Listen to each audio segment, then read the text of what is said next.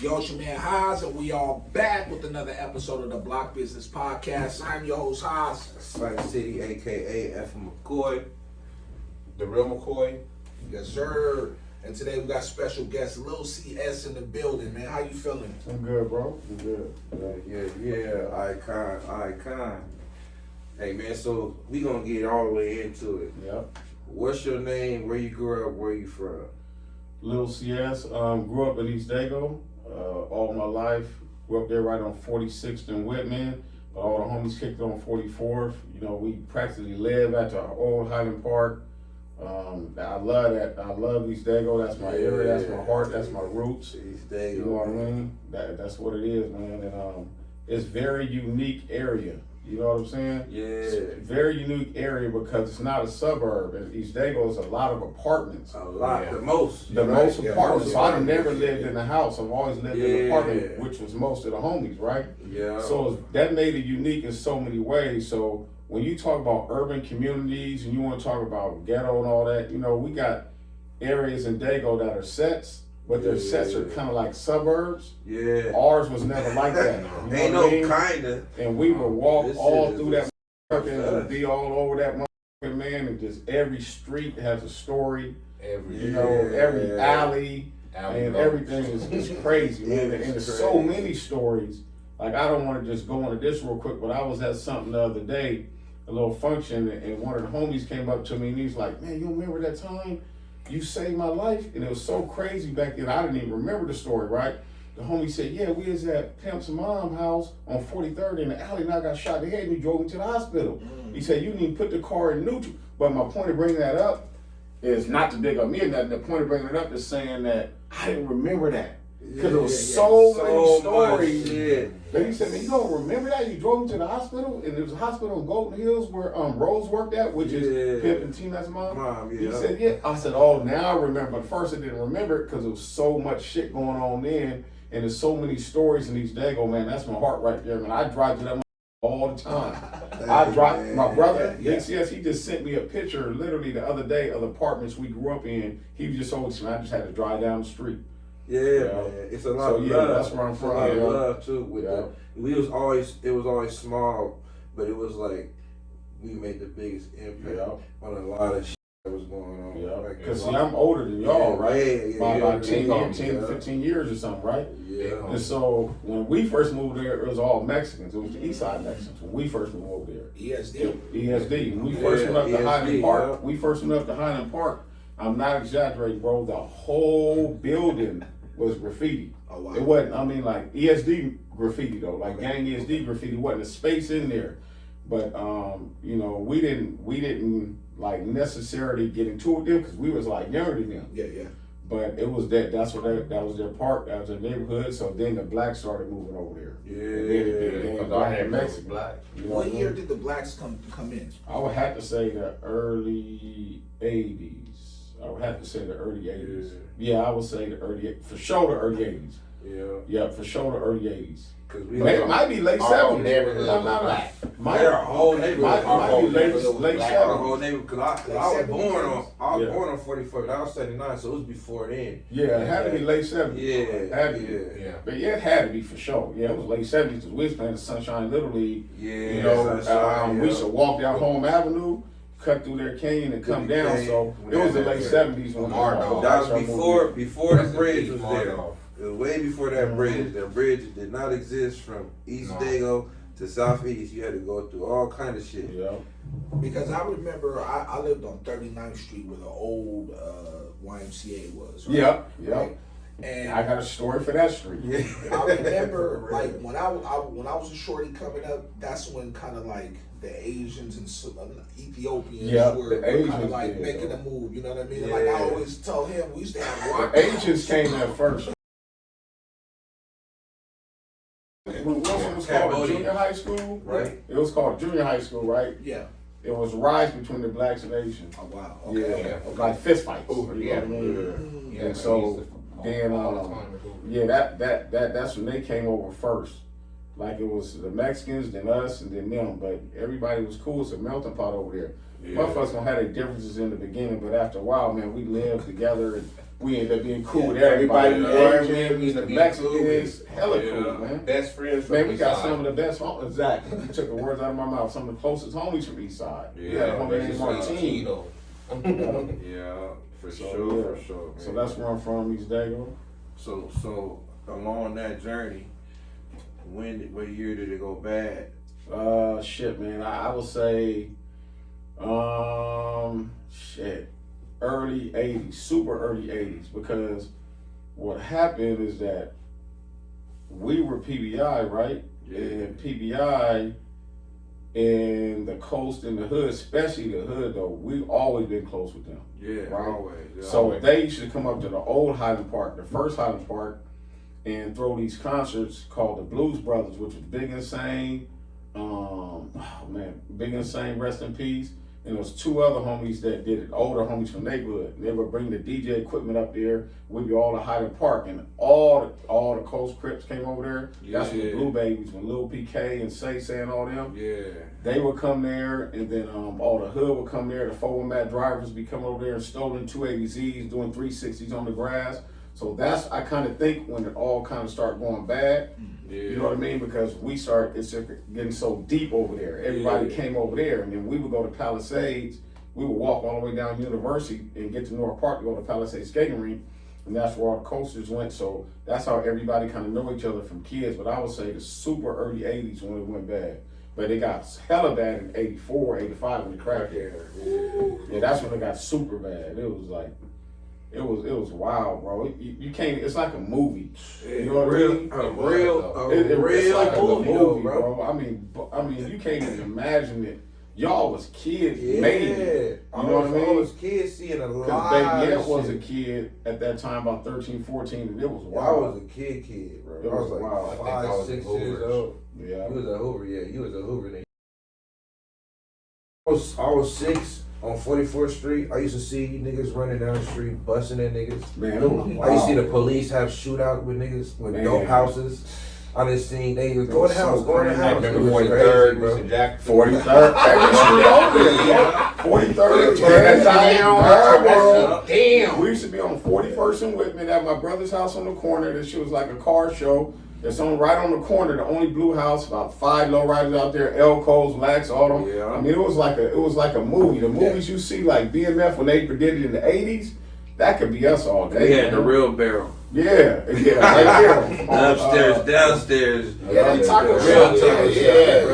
Yeah, that shit. I mean, you can't even recreate those times, which you wouldn't want to anyway. Nah. But like that area, then there was a lot of people from Southeast coming over there. Yeah. You know what I'm saying? So that even made it more wild. And it was a gang of niggas from LA that was coming over there because our neighborhood was more familiar to them than any other neighborhood, because most neighborhoods were houses. Okay. You know what I mean? Like Emerald is mostly houses. They don't really have a lot of apartments.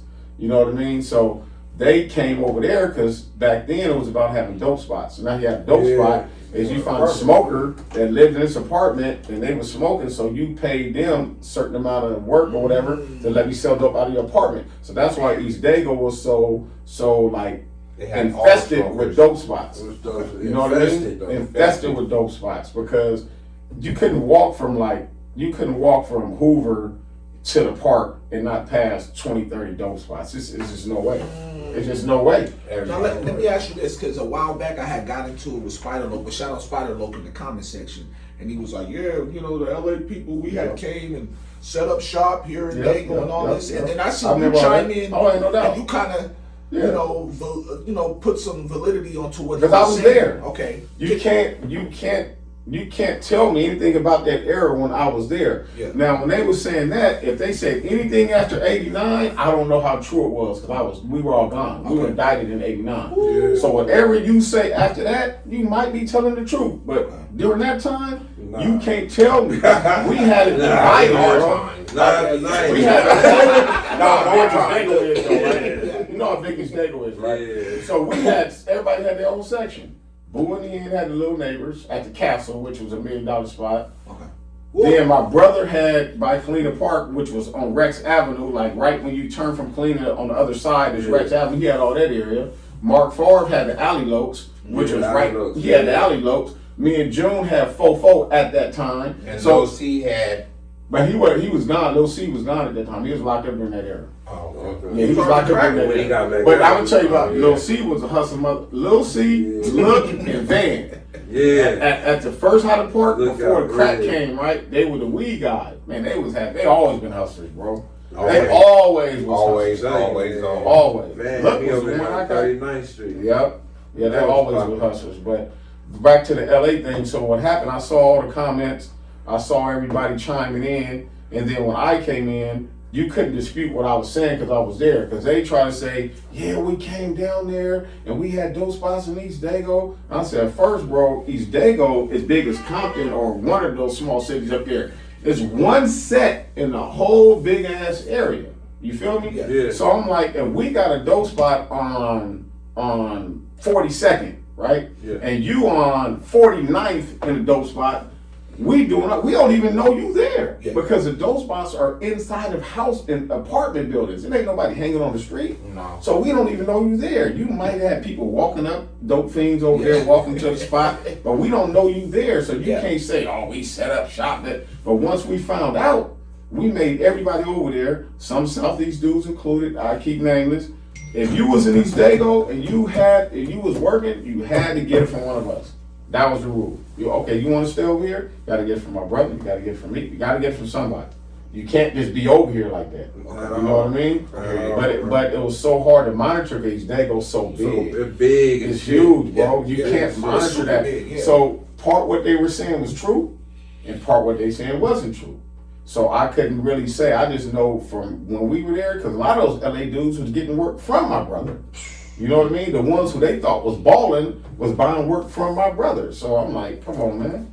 You know, what are we saying here? You know what I mean? Yeah. What are we saying here? Don't make it seem like you guys just came down here. Man, It didn't work like that because I can name a lot of shit instances that we got into with them for what though? Why I want to bring that shit up? That shit is old. Yeah, definitely. That shit is old. Yeah, it wasn't no like cakewalk Cool in now. East Dago. It wasn't no cakewalk nowhere in At all. Dago for anybody coming out of town. And they know it. Yeah. It ain't no disrespect, but they know it. Yeah, I just wanted to clear that up because you remember when that was going on. Yeah, I remember because Hoodie hit me and we were supposed to have a sit down. Yeah. It was supposed to be me, him, Spider, and I think Mitch was supposed to be on. We were supposed to have a sit down, but it never came about. Yeah, I spoke with Mitch. He was saying it was the same thing over in Southeast as far as like there were a few LA dudes, but it wasn't. Yeah, I wasn't can a know. major Yeah. takeoff, you know? And see, what's crazy about back then is that I know everybody's story, but not in detail. So I know their story with the LA dudes and what they went through because everybody knew it. I know our story and I know neighborhood story with the LA dudes and the coast story with the LA dudes. So I know their story. So whatever he said is true. But you got to think he was young as Baby Ant. Okay. You know what I'm saying? Because that's how we know Mitch is because him and Baby Ant was so close. He used to come and spend the night at Baby Ant's house. Yeah, at Baby Ant's house. Oh, wow. Okay. At the first Highland Park. Yeah. He was coming over there, Mighty Men, whenever he was playing Mighty Mites. Whenever they were 8 years old, Yeah. he was a quarterback at VP, right? And he spent our Baby Ant's house, so he know all of us. We've been on Mitch since he was like 8, 9 years old, bro. He know about the whole side over there. You know what I mean? Shout out to Mitch. So he always been solid to us. Like, and we always mess with him because Baby Ant and him coming over there and forging that relationship from the beginning. Okay. Yeah, I just, I was looking forward to the interview because I know you were going to talk a lot of history. Yeah. But one thing I always wanted to know, what does CS stand for? Oh, that's my brother's name. Oh, okay. So this is the story on that, right? So the homies called me DJL.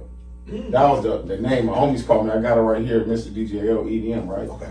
So that's what the homies called me. And in the Southeast, everybody else knew me as Dory, right? Yeah. So the Southeast dudes knew me as that, but the homies knew me as DJL. So what happened is that when we got indicted and all that, and then we got all the time, when I got out, I said, man, I don't want to rap under that name, DJL, because you had DJ Quick, you had something else, you had all the stuff, and it didn't sound like you trying to be a DJ. Yeah. You know what I mean? Yeah. And then that name, I didn't like what was associated with that name because I put out a 5-song EP that never really got put out in a professional way Yeah. before we got indicted. And I don't want nothing affiliated with that. You know what I'm saying? So my brother was still locked up, and he still had, because I had 12 and a half, he had 17 and a half. So he was still locked up, and I said, okay, well, I'm just gonna say I'm Lil CS. If you listen to the intro on Ghetto Classics, it says Lil CS, but my homies call me DJ L, but I'm Lil CS as long as my big brother, Big CS, is still in jail. Ooh. I said that in the intro of Ghetto Classics. So that's where that came from. Okay. You know what I mean? That's where that came from, and that I just roll with that. You know what I mean? Because like I said, I had a EP out. It was me and my homie Big Mardog, MIP, right? And we just did it over instrumentals. We did Too Short's Freaky Tales, and we did Young MC, I Let Him Know. Remember that beat? Yeah. We had 5 songs, bro. And now when I look back at it, I'm so happy that never was professionally released. Because I was dissing so hard, specific, not like just subliminal. I was specifically dissing because that's what we was going through at that time. You know what I mean? And I'm so glad it never came out, because I'm glad it never really came all the way out like that. You know what I mean? Because it was something. It was something, bro. Yep. Yeah, I remember all the music shit that I was doing. Yeah. My dogs, shout out to him. Love that nigga's life, man. Rest in peace, man. Rest in peace, Mark. Yeah, he showed me a lot of shit too with sports and sports music. Especially, bro. Yeah. You know, that's all we did, homie.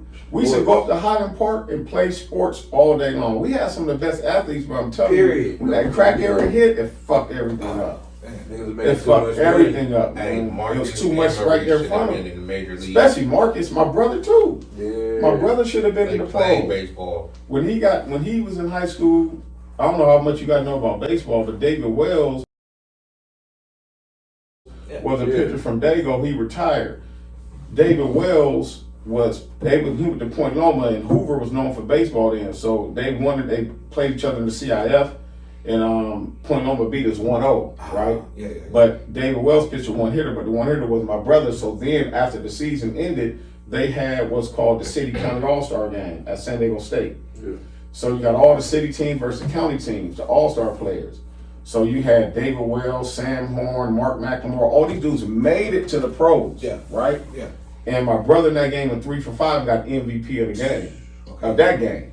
But what happened back then with baseball, not to get off subject about the street shit, but about baseball, is that it was very clean cut. And my brother had the French braids. You know, he looked urban in their thing. So we was sitting next to a scout, me and his baby's mom from the Reds, and he was like, Charles Steele, he's going to go high in the draft. So when the draft happened, my uncle kept calling, anybody call? Nobody called. And then the homie Willie got drafted, but he got drafted real low. Eddie Williams got drafted the next year. So after that, when a lot of the homies seen that he didn't make it, out of all people, he's like, man, fuck this baseball shit, man. We going up. You know what I mean? We going up. We going up. And then when Marcus didn't get drafted, which was years later, he was like, man, fuck this shit, man. We trying to get back to the mud. He's like Tony Gwynn, bro. And that nigga was hard. I was telling you. He was from Hoover. Big Mardog was I was a freshman, he was a senior. That nigga used to take me down there to Highland Park. You gotta be right, because that means when I left, you were just getting there. Yeah. And Marcus was 1 grade under me. Yeah, we took off right where y'all left off. Exactly. For real. Period. So they can't say our generation did. And see, Hoover had a lot of history, bro. They had this, like back then they was doing, but it was weed, right? This was probably 84. They had a raid at Hoover. They stuck an undercover police officer. A white dude used to. No, it was a broad. It was a broad. They hit us with the white dude. Yeah, they did double back though, because they did Hoover, they did Patrick Henry. They did us 3 times. They doubled back on Hoover though.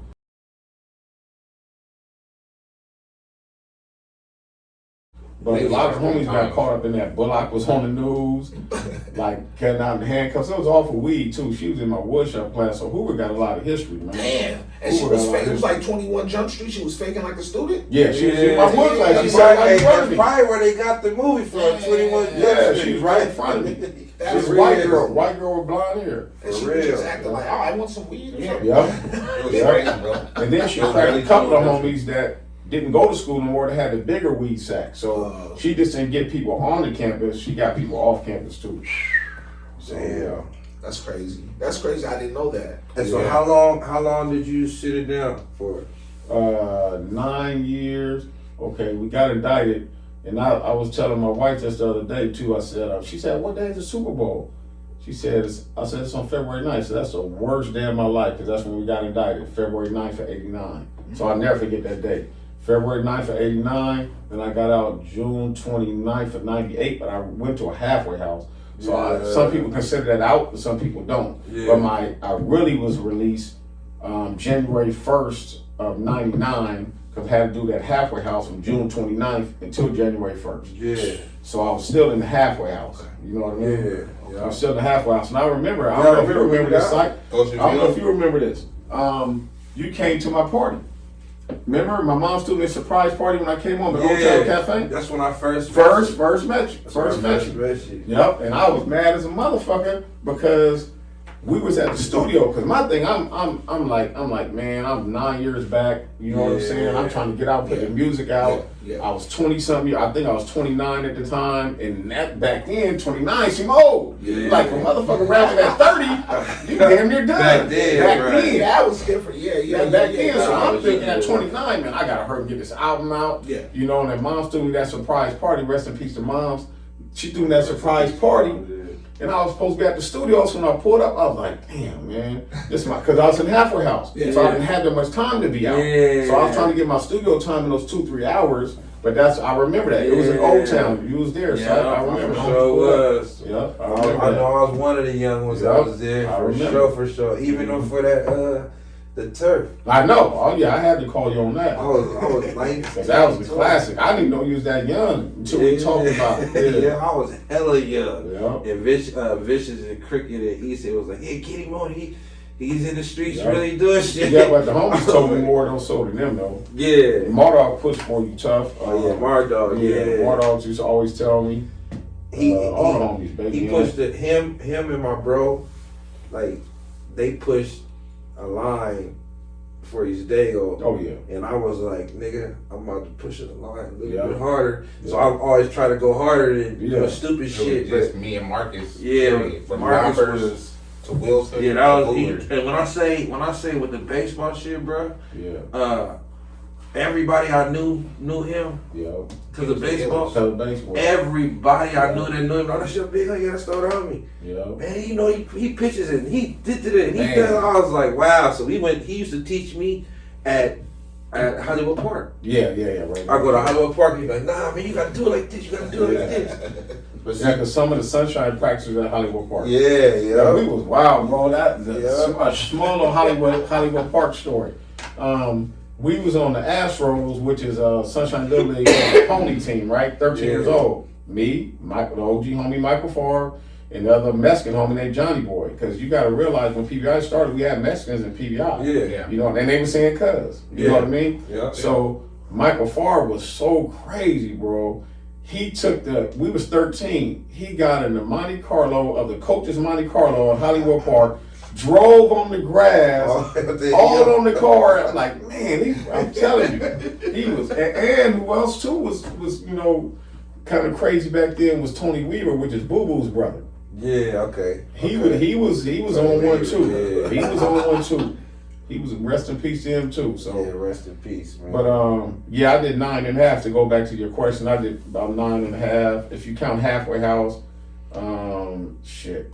It probably was close to 10. Because it seemed to me like right when you got out, you was all the way on your music. Yeah, right away. Because we was doing it, me and Stone, and then we I had your CD. Yeah. Somebody gave it to me, you and Stones. But you had, we was younger, so we only dealt with who we dealt with. Right. You dealt with way more people than we've ever dealt with. So when you did it, that shit shot out, and I was like, that's the other homie.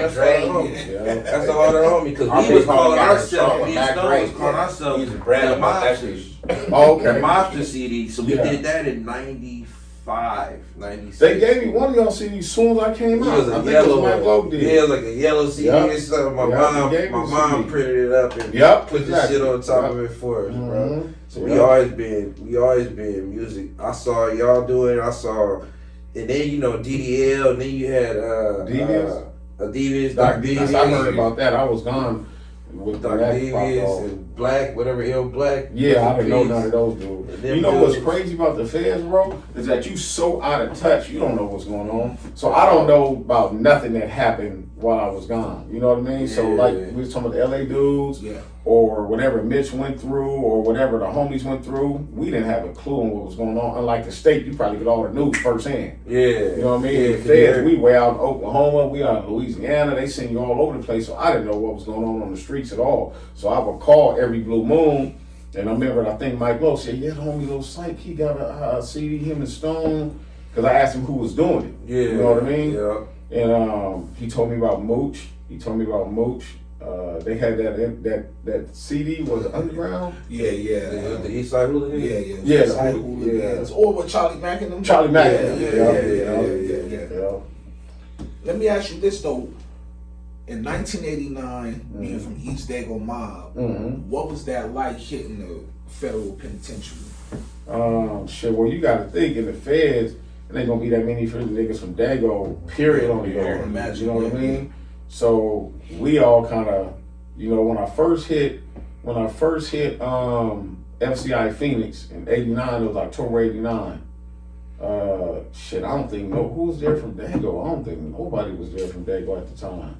It might have been Big Boogie from Lincoln Park was there.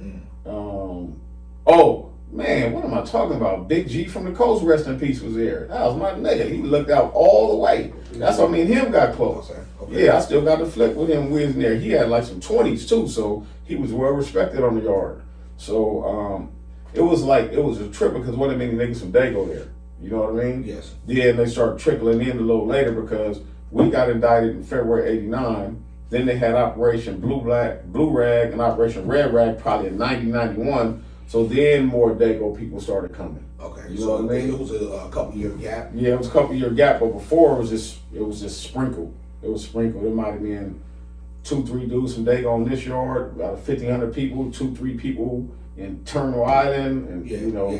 So, but as time went on, more homies came and they split all the homies up. So I went to Phoenix. I think the homie Drummer Dave went to Tucson. My brother went to Lompoc USP. The homie Ellie went to Lompoc USP. Fat Steve went to, I don't know where they sent him. It was far though, maybe. I don't know where they sent him, but with none of the homies at the same spot. Everybody was spread out. Okay. Yeah. And then he got out and did the music, and then, cause I seen a lot of shows that you was doing too. Yeah. It'd be a lot of Mexicans. Oh, yeah. It was packed. They love the shit out of you, bro. Yeah. And I was like, bro, I wish, like I used to be like, I wish that we, cause you know, when I grew up in our era at Gobbers and stuff, we was rioting with the Mexicans. Yeah. We was rioting with the Asians, you rioting with the Mexicans, you rioting with the Samoans. Like it was like black against everybody every year. Right. So that's how I knew all the blood niggas. Right, because we had to fight together in the 7th grade. Right. Literally, niggas just coming up there shooting at us, all kind of shit. Yeah. And this is Gopper, so it's like Bloods and Crips. So we had to click up. So now all these dudes I know is somebody. So that's why I start bringing shit together and trying to help with the community and shit to show niggas that, you know, sometimes it's always, well, with me, it's always been somebody that wasn't from my hood that put me in a better position to win. Yeah. You feel me? I done made money with a couple of homies and shit like that, but I'm saying like that really put me in position for my life to win. You feel me? So it's like I can't knock that. Nah, hell no, man. I got homies from everywhere. Yeah, you in the sports though. Yeah. Right? Sports you do sports. Like, I throw them from Sunshine. Yeah, bro. Sunshine, we all wear Sunshine, right? Sunshine was like borderline and Balboa. Borderline southeast for Sunshine. Yeah. Right? Borderline because you right there on Federal. It's right off Federal by the old Coca-Cola thing. If you cross right there, you right neighborhood. So that's the cutoff. If you cross right there, you right at what? They go cut off is Home Avenue. Home Avenue, yeah. Right. As soon as you cross Home, I don't know what they call it. It ain't really southeast yet. That area from like crossing Home until you get to Federal. Yeah, you know, you cross Federal like Rainbow Market. Ridgeview. But it ain't considered East Dago. It ain't considered Southeast yet. So you got to think, Sunshine. Everybody played the Sunshine. You had Bloods there. You had Crips there. We was all like 11, 12, 13. but that's how we forged our relationships. Yeah. You know what I mean? Sports, So when we see each other later as we're old and choose different routes, man, it's all love. It's all love still. It's all still, right to this day. You know what I mean? Even if Right I to this got day. problems, you know, you know, we good, and 9 times out of 10, he gonna stop it from happening. Man, If he look, really is, homie, like it's crazy. Ain't no doubt about it, because I remember one time the homie Sean Lee, SL from Lincoln, right? We played baseball together. He was 1 year older than me, but we played at Sunshine. We knew each other. His pops was a coach and everything, right? Yeah. Me and him still cool to this day. Yeah. To this day, right?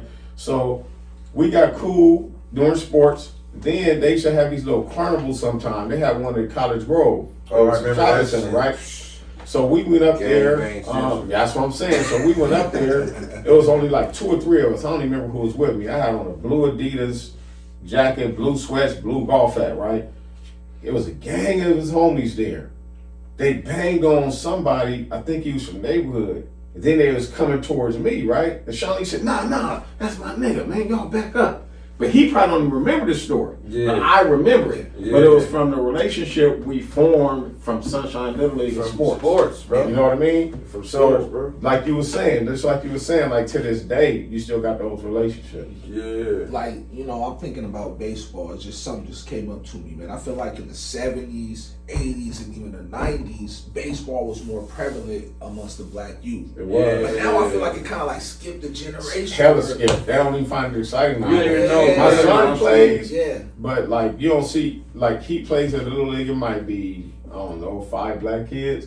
But back then, the Sunshine, everybody was black and white. Everybody. I know Everybody, plenty bro. of people that. And then It was hard to find a white boy. Yeah, very hard. Yeah. Very hard. Very hard. My kids go to Wilson, Yeah.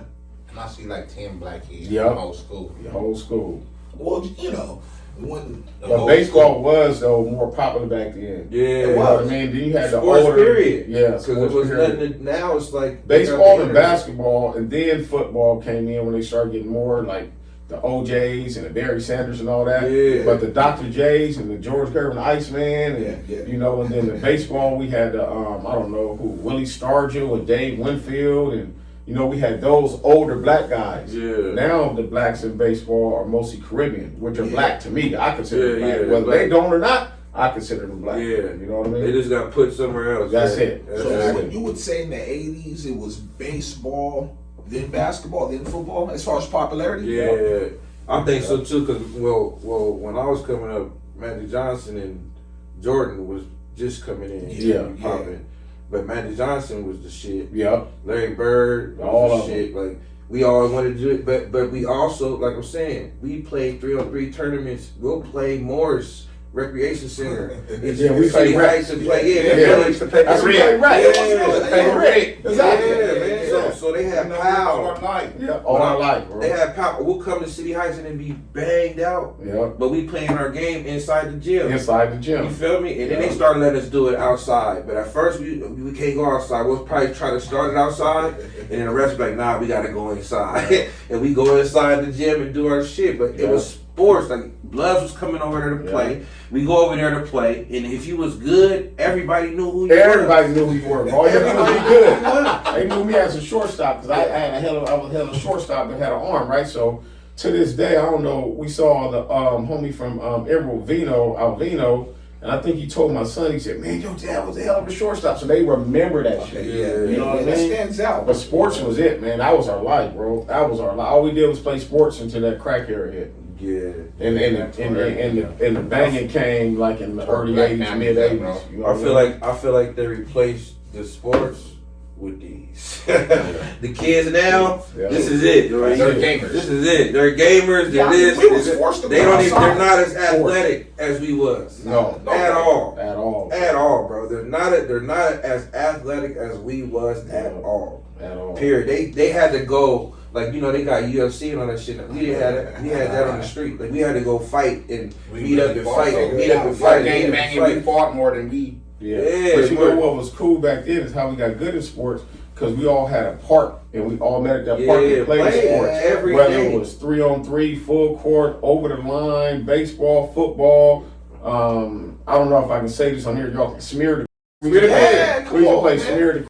All that. That was right? one of the number one games. in Right, the exactly. That gets you hard. Exactly. Coach, it gets you hard, bro. We want that's one person against the whole 10 people. Right. One person, you throw it up in the air. Everybody smashing. You got people sitting here. Hold on, wait, you got 8 people trying to tackle you. How you touch it? Pow, pow, pow. And dog pile on you. That teaches You at the bottom, bro. can't breathe or nothing. Like what the fuck? Nobody can really But you see, No, ain't no winning. But you see the football players back then, Oh my how they was running and how they run It's now. hard. Like back then, there's Barry Sanders. Yeah, Perfect example. I've never seen another one of him. Yeah. I've never seen another one of Barry. Bro. Oh, he's shaking bake. Yeah, he. But that was. I'm pretty Probably sure. paying some miracle. Yeah, you got 10, 15 Middle people. pyramid you hard, bro. They did. Especially if you running them back and forth. Because But now you can't even say that to the Oh, kids. yeah, no. Because it's not politically correct. You know what I mean? Everybody said that. You know what I Everybody mean? said that. Yeah, that was. It has like nothing the to do game. with. Yeah, yeah. Yeah, anti, no homophobia. It was that's that what was it it. was. We didn't even know what that shit meant. Nah, we didn't. I didn't know That was the name of the game, bro. That was just the name of the game. That's all that it was. We just played the game. We didn't know what the meaning was. That was just the name of the game. That was it. That shit was way different. Somebody moving in the neighborhood from somebody else. That day he's playing really good. And if he good, he really are We home. rocking. Yeah. And you remember the West Coast East Dago games and we played Skyline? Oh yeah, we went to El Young Park. When was this? I was 12 years old. Yeah, I was 12 years old. Bro and them and Fat Marcus was there. Bro. Everybody was East Dago against the Samoan blood niggas. It was We played the Skyline. Skyline. We played the coast a lot. At El Young Park. We whooped the coast a lot. The coast, You know, we really 10 and for 10. But you know, the last game we played them, they called back 5 of my touchdowns. Damn. They know this, bro. And they had 14. I swear to God, they know it. And you know, we had 8. We had 8. We never was deep with nothing. So when we played, we playing them. We got literally 7, 8. I gotta pick up stragglers from somewhere else to play on our team, bro. Still running. And still running. Running. But they know, man, we always been athletes, bro. Like no matter what, that was fun. Like no matter what, Still running it, bro. we just making money. You still go play basketball. Yeah. And still get a game in and shit. Might even get a fight in from the game. That's how we got good, by playing with each other. Yeah. Nowadays, in order for my son to get good, I have to take him to practice. Yeah, you gotta train, versus he can't go with 5 of his friends into the corner and play all day. Man, you might have the whole. It'd be like 10 cats. We the number 1 in the whole city or something. You know what I'm saying? Oh, for real. They used to have games everywhere, bro. We used to go whoop everybody.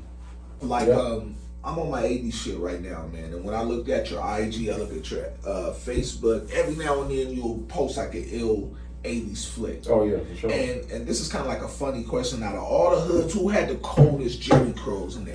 Oh, Jerry Curls? Man, that's a cold question. We had some. I'm gonna tell you though, Emerald Hills niggas had some. Oh, they had a cold curl. They had some.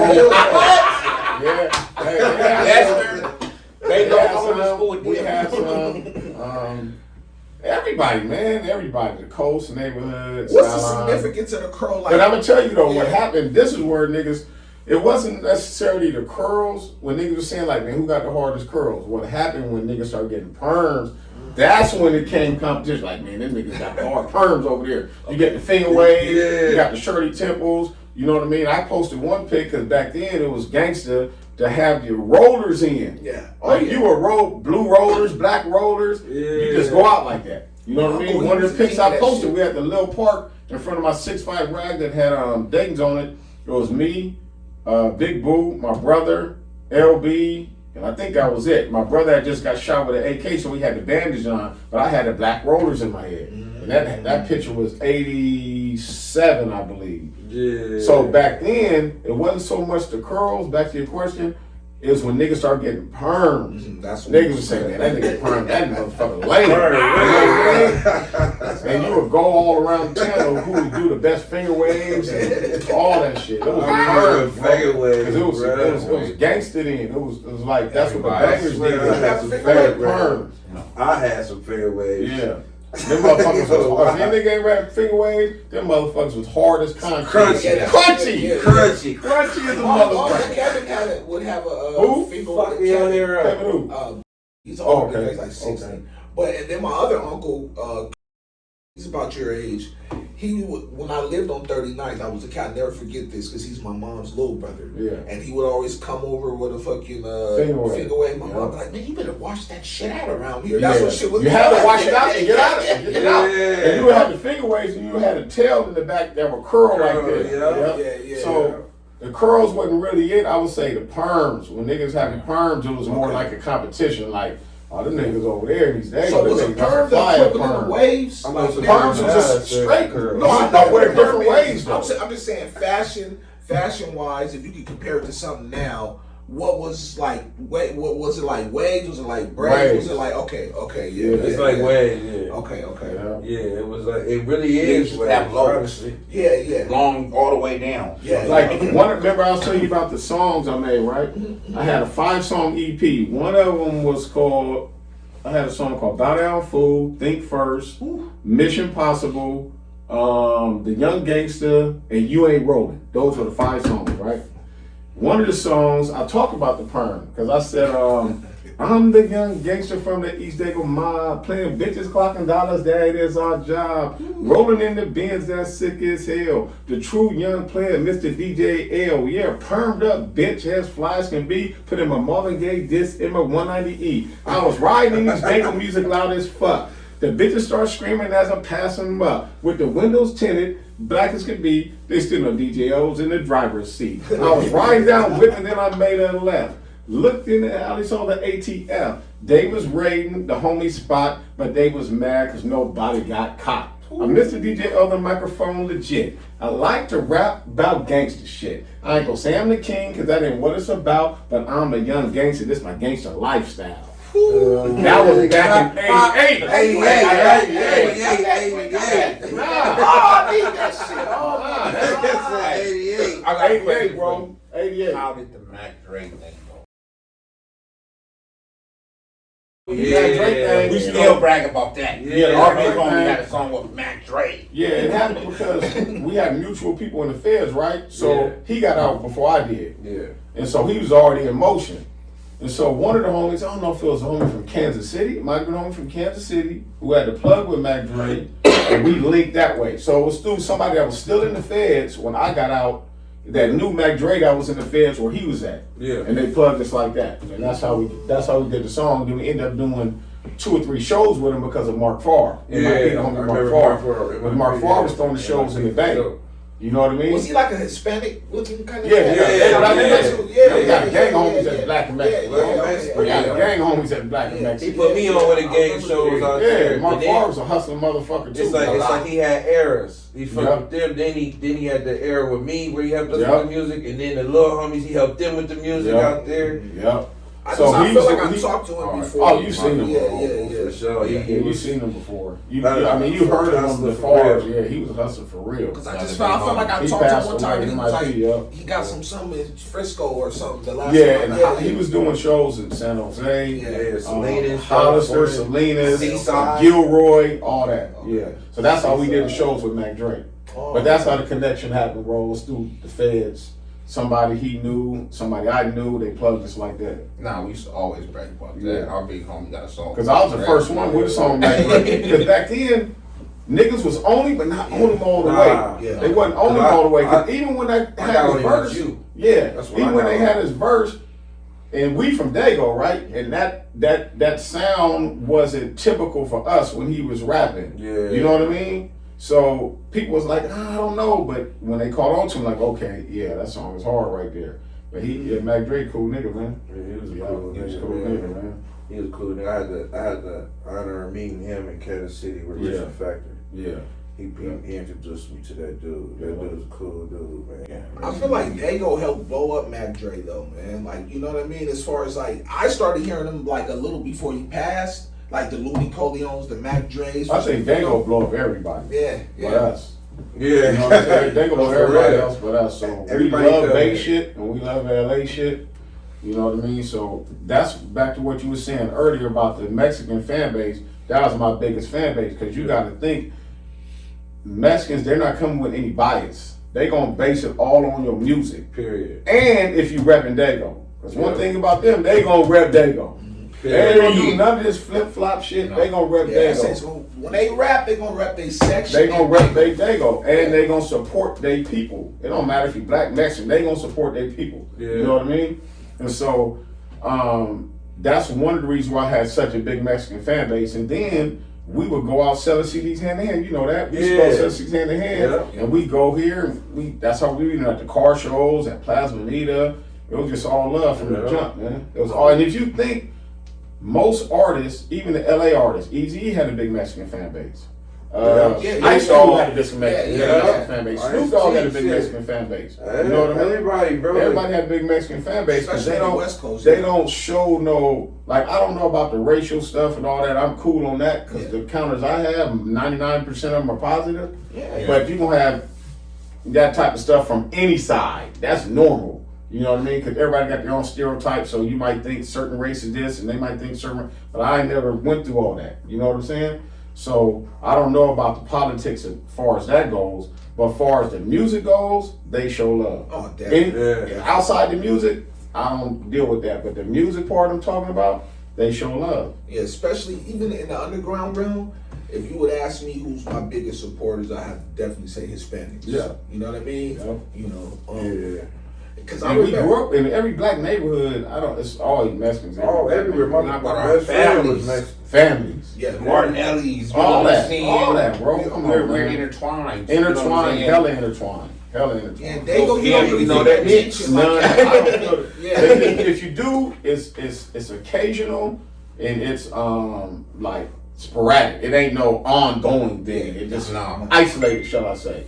But you don't run across that, man. Like we see 7 essays at the liquor store, man, we're not gonna be like, we like, what's up? What up, man? We more so like, what's up, homie? Yeah. Because listen, even in the pen though, with the essays, our East Siders, we cool everywhere we go. You know what I'm saying? We cool. It's never nothing. But we used to fight it first. Yeah, fight. People out on the East Side used to fight. We used to fight. Like one of the homies caught that case from that. But that era, then everybody got cool. It used to be black and Mexican riots and Wilson and Hoover too. All used to be black and Mexican riots, but all that shit. We was kids and niggas was territorial, and they were territorial, and now I don't think it's like that no more. I remember when I went to Wilson, it was 7th, 8th, and 9th. It was junior high school, right? Yeah. So the year that Hoover, because first Hoover was only 10, 11, and 12. Yeah. It turned 9, 10, 11, and 12 the year I went to Hoover from Wilson. So all the homies went at the same time. Remember, Big Moto was 8th grade. The homie Tony Thomas was 8th grade. We had a few homies that were 8th grade. So I was 9th grade. So when I went to Hoover 10th grade, they all went to Hoover 9th grade. They were first year freshmen at Hoover. Okay. So all the homies went at one time. And Hoover used to have a ninth grade basketball team when my brother went there. Okay. And they was hella good. You know what I mean? Yeah, you know me, I've been affiliated with the Hoover High School program for a long time.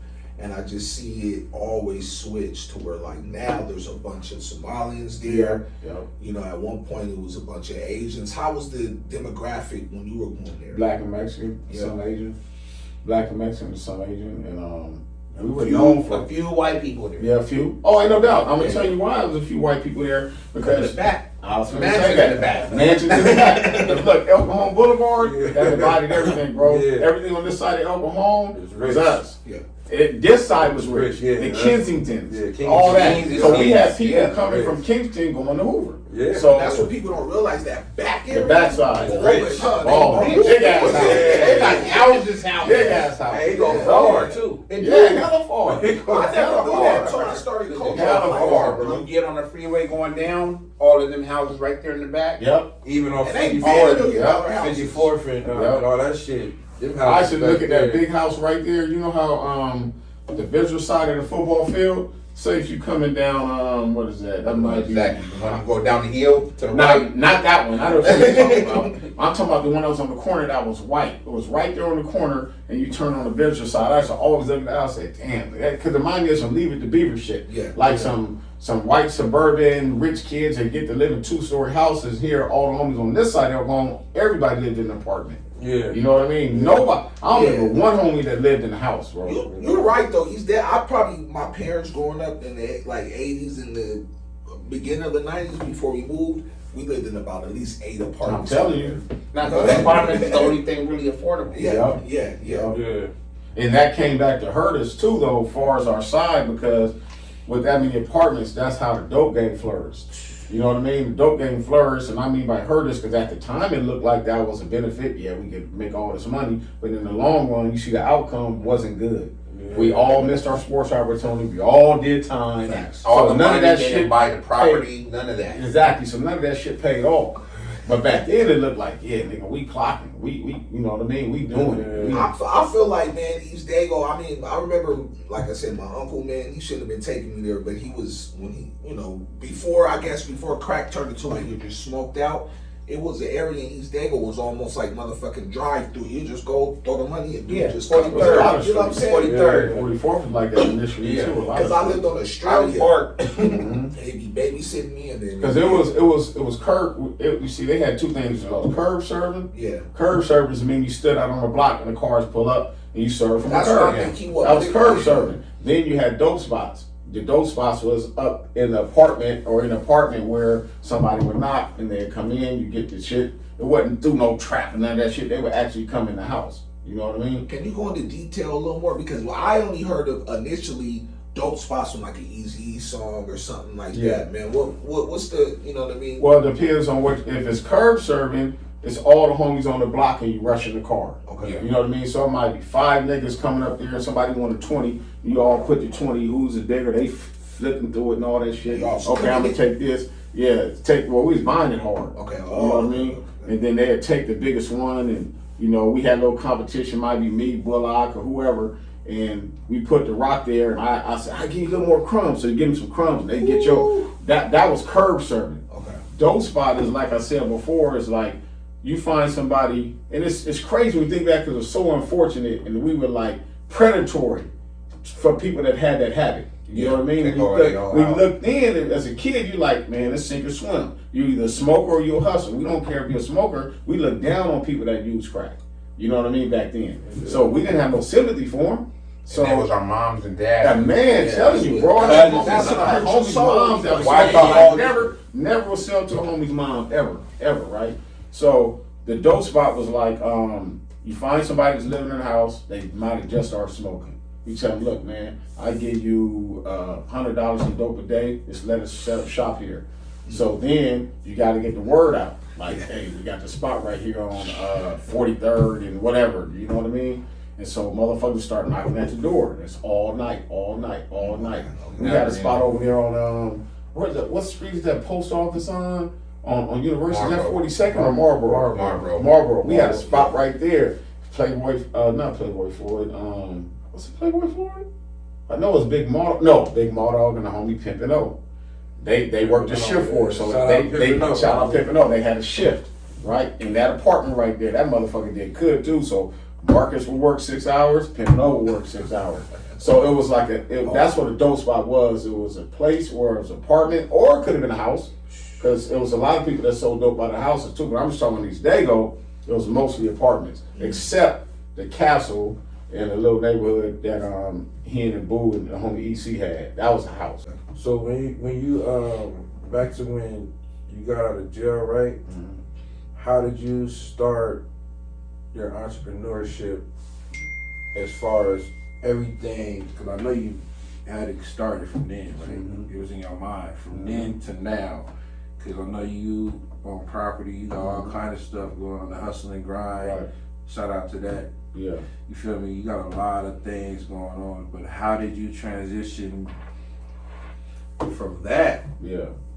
Well, it's crazy because even before we got indicted, you know, back then they had something called auto traders, and that's where you would get an auto trader try to find a car. Yeah. They started coming out with house traders.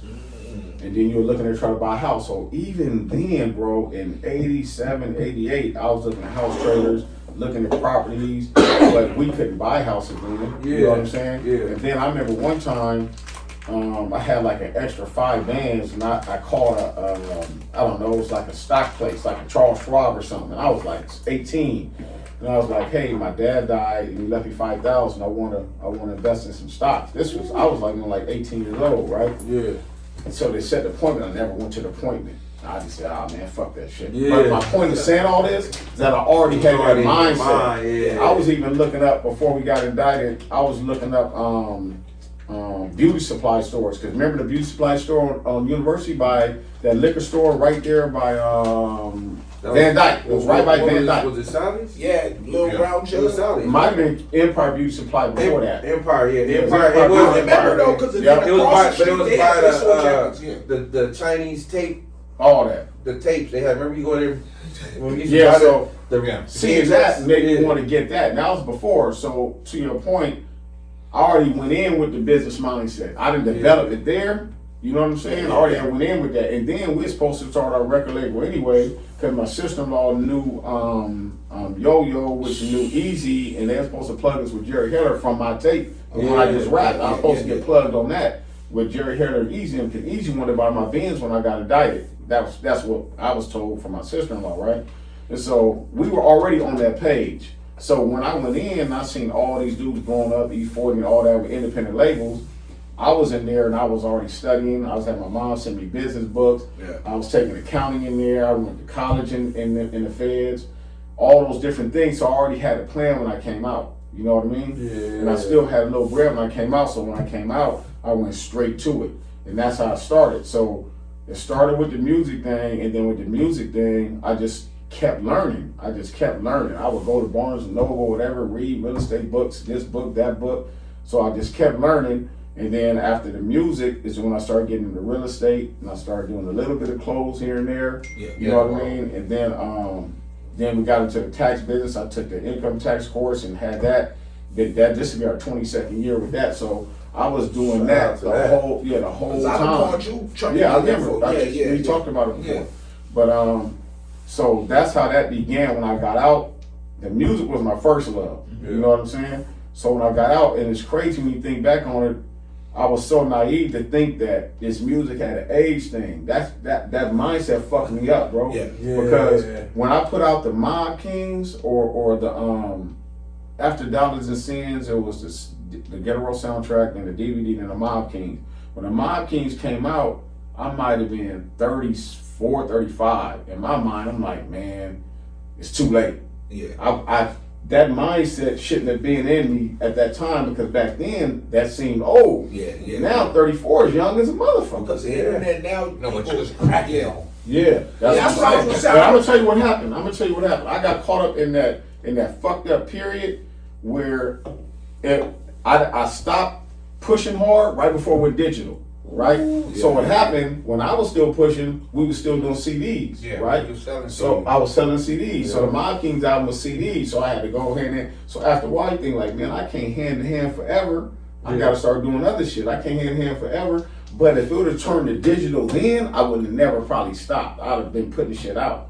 But you know what I'm saying? Yeah, for real. You got burnt out. You get burnt out on selling CD. How many albums you gonna sell? I used to give them to niggas like, hey man, just go sell this, man. I'll give you half some money. To take the rejection. Man, hella rejection, bro. I take the CD. Hella rejection, bro. I mean, swallow your pride type of it hurt you, like, well, for you, like, swallow your pride type of hey, I gotta say, I don't want it. You know what I mean? Off the bat. I used to re-up. That was like my dope. Yeah, oh yeah. Them CDs. But I flipped it though.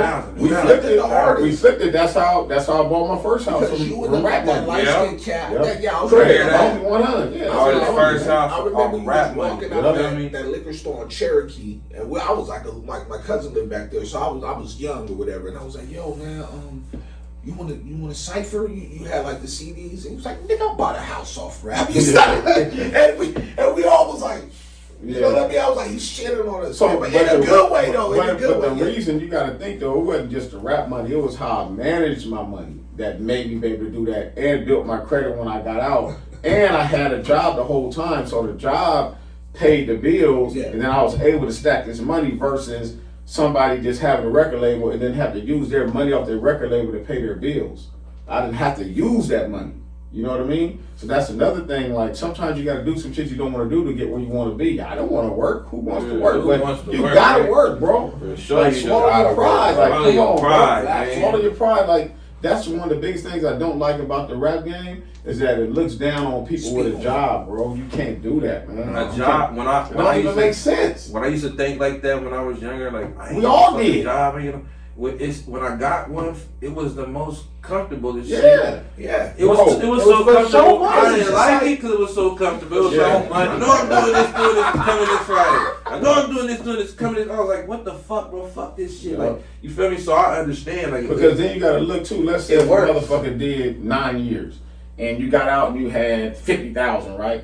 Man, you could have made 50,000 9 years working. Period. You can't even get that time back now. Can't all. You could have got a regular job. And but the problem is we didn't have that. Nobody giving us that game. No. And who knows if we would have listened? Who knows? We were so far gone, bro. It was too much money. You had a viral moment when you gave your daughter the game. Right. You know what I'm saying? Like, how did that come apart? Because I just randomly seen, Lil C. It didn't say your name, like Lil CS. I know, it didn't say the name. It didn't. It was on World Star. Yeah. It was twice, too. It happened twice on World Star. You remember that? Yeah. Remember that? Y'all remember that? I remember. You have to look at it. It happened twice on World Star. The first time I was just talking to her about business, and the second time she was actually buying stocks. And she might, I don't know how old she was, maybe 6 or 7 or something like that. I don't even know, bro. I just posted it on Facebook and the motherfucker went crazy. Yeah, you know what I mean? Positive shit. Yeah, positive shit. And then when they did that one challenge, that 4-mile challenge, like for the pussy. So I did one for my daughter. That went viral. Yeah. That one went viral. I seen all those. That went viral, and that one had a lot of shit in it, a lot of real shit that was said. But for real though. Yeah, but back to what your question was, like, so yeah, when I got out, I started the label, and then, like I said, I had a job, so I wasn't spending that money. And I was building my credit at the same time, so I bought my first house, and then that's when I started the income tax business. The income tax business started in, this is 2024. 2003 was our first tax year.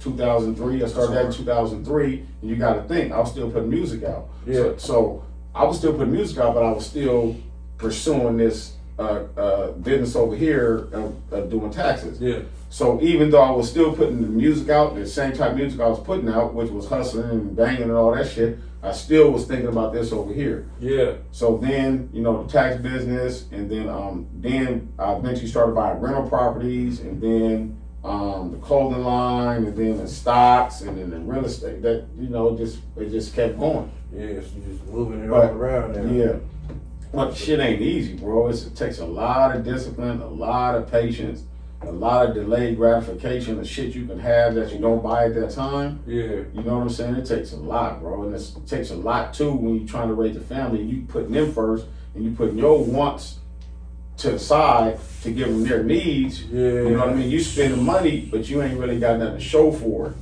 For you. Yeah. You know what I'm saying? But how I feel is like, if you like living to leave a legacy, you kind of move different than you living for yourself. If you living for yourself, you're gonna go splurge right away. If you're living to leave a legacy, you think about, man, what I'm gonna leave them. Yeah. You know what I mean? Like, this ain't even for me right now. Yeah. This is for them. Generation. You know what I mean? That's what it's for, and that's why. My kids gonna be trust fund babies. Already got their trust fund set up, and they're gonna be set up to where they can't fuck it off. You got stipulations in there. I said, okay, you remember you was telling me my parents did. you told me that about the trust, the property and the trust. You already told me the other day we was doing the verse. Yeah. So you know what's happening. So it's just set up to where they can't fuck it off. Like, the money that's in the stock account, you only could get half of it if you have a business plan or whatever it is. They can't fuck it off. Yeah. You know what I'm saying? You can't sell one of the houses unless this happens or that happens. And if they talking about changing everything to where everybody's their own bank, what he got going on works. You can borrow shit from your loans from yourself. It's all you're doing is index life insurance. But you gotta have something. Yeah. You feel me? So my parents put that in us at a young age. So that's why I've always tried to find my own. Like, I done had a gang of businesses, but I never followed through with them. You feel me? But you know what? That's not a bad thing. Yeah. You know why that's not a bad thing? Because I think of like this, especially when it comes to rap. But like, sometimes there's a difference between quitting and changing your path to success, right? Yeah. So somebody might see that you quit. Like, let's say somebody say, "Oh man, he quit rap." I still do a verse here and there, right? Yeah. He quit rap. No, I just changed my path to success. Yeah. I found this other avenue. So every business is not going to be successful. if you stop doing that one and say you didn't follow through, that don't mean you gave up on it. That just means you found something else. Yeah. You know what I mean? Or you moved to something else. As long as you keep swinging, sooner or later you're gonna get a hit. Yeah. Sometimes when you don't follow through with shit, it's for a reason. Yeah. It's not enough there. You don't see the potential in it. It's not enough passion behind it, which is okay. Because all the motherfuckers that started something and not finished it. Yeah. You know what I'm saying? So I wouldn't even call it not following through. You just change your path to success. You're gonna figure something else out. I ain't got it figured out. This shit is, it's a struggle. It's a struggle. Motherfuckers see the shine, but they don't see the behind the scene, the losses, the this and that. They see the outcome. You know what I mean? They think just because you was always balling, right, that it's easy for what you do. It's even harder now. It's harder now. You know that was easy, just getting the bread. That was Nobody easy. think it's easy because you make it look good. I understand that part. Shout out to the homie Lil Ice, right? Yeah. Because he said that one day. I think I posted something. I don't know if it was a car or something. He said, "Oh, homie, I'm chasing you. I'm trying to get like." I said, "Homie, this shit is hard as a motherfucker, bro. Don't let this shit fool you." Yeah. He said, "Well, then homie, you make it look good, so fuck it. I'm gonna look good." You know what I'm saying? I gotta let you know that. You gotta think like. I don't think it was that many mob niggas that you ain't seen shining. Like, oh no. It was money over bitches, but I'm saying it was always niggas was always the flyest. They gotta get that. Always. And we can have arguments about this. That's what I'm saying, man. I don't want to. We have arguments. We got stats though. We got stats that you can't deny. All of us have a white and black and Theodore. We got stats that you can't deny. It just ain't outfit on. I tell you, I think it's that area, bro. It's something in the air over there. I truly believe that. It might sound funny and all that. There's something in the air in these Dago that make us unique. I take it how you want to take it. That's how I feel. Because we be up against and everybody should feel that about their section, but that's how I feel about mine. Yeah, ain't no doubt. And it's proof in the pudding. You know what I'm saying? Because it's proof in the pudding. It was never 1,000 of us. I'm saying it from older to the younger, like our shit. Literally, it'd be like 20 of us, and we know, and we're all pushing the same way. Though, like I know he gonna do what I'm doing, he gonna do what I'm. So that's what made it. We all moved accordingly. Nobody ever thought they was bigger than each other. Right. Homie could tell me to do this, and I'm like, okay, come on. Like, we gonna do this, we gonna do that. So it was more, we never try to flounce on each other because we all had money. Mutual respect. It wasn't no one-shot call or none of that shit. We got that picture that said, you didn't, I don't know if you saw that picture that said, with the fly niggas on there, and it was like, you don't even know who the boss is. Right, I saw that picture. Like, you don't even know who the boss is. And I seen that, I was like, nigga, well, he got the money. Like that. He had pictures like that from concerts back in the day, bro. From concerts, you wouldn't even know. You wouldn't even know. Like, I remember, like, a couple of homies got out. My brother was just buying cars. He bought Lack. He bought Lil Bull from neighborhood, R.I.P. Lil Bull. Bought the homie Elliot. At least 4 niggas' cars, but that's how we was doing it then. Yeah. You know what I mean? You know what's crazy, bro? Not to change the subject, but now, do you see how much the Chevys cost? Yeah. And them motherfuckers like 75, and we had. This thing we'd have kept the motherfuckers. We had 6 hours. And them motherfuckers is 70,000, 45. I know. Don't sell it, bro. Don't sell it. I'm telling you. I want one of those Elko. I want an Elko again because that's what I see back then. Everybody was known by their cars, right? There wasn't no social media because you only was known by your car. So okay. Oh, Lil CS had to go Elko. Oh, Big CS had the 2-door Brougham. Looney Goon had the Blazer. Yeah, somebody had the Blazer. Big Boo had the K5. Junior Hall had the blue 5.0 rag. You know, that's what you was known by your car. You know, that's what you was known by. Because I had the first Elko in Dayton's in Dago. The first Elko in Dayton's. Because back then, Dayton's was like, they cost a grip and nobody couldn't wear them because back then, you know, the myth of people robbing you for your Dayton's, that shit was true. So everybody first jumped off. Everybody couldn't ride Dayton's. Yeah. Everybody couldn't ride Dayton's. So, you know, we should go to LA a lot and get our cars done at Orly's and Lalo's and all those spaces, and we used to go to Crenshaw and the Elko, all that shit. So we know about that whole era up there. You know what I mean? How was that pulling up the Hoover in the Elko? Was you killing them? Was you killing their ass? Not was like, you killing when I pulled up, so this one happened in Hoover though. And the 12th grade I had a LAC. That was my first car was a LAC, right? The 2-door coupe was a LAC. So that's what I drove there.